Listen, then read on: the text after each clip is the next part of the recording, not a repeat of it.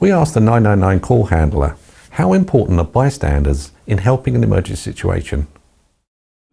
It's so important because obviously if there was no one there to call the ambulance, then there's no way of us getting there. So obviously the bystander plays such an important part. They give us the address, they answer our questions, they follow our instructions. So it's so important that you have someone there that will listen to you and do what you need them to do for the patient's sake.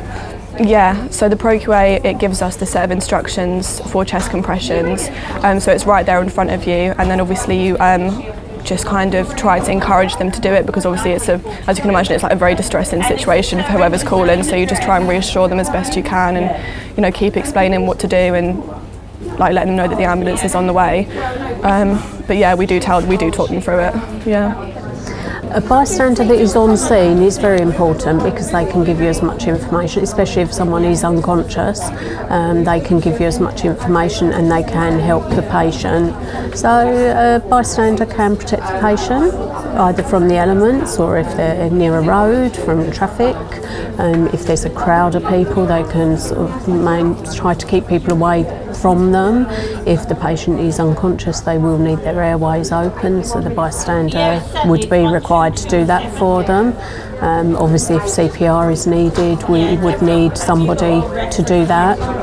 So a bystander can be very important.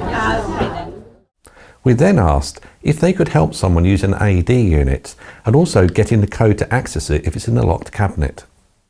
Yeah, so we can tell them where the defibrillators are. So if there's more than one bystander, we'll send another person to go and get the defibrillator.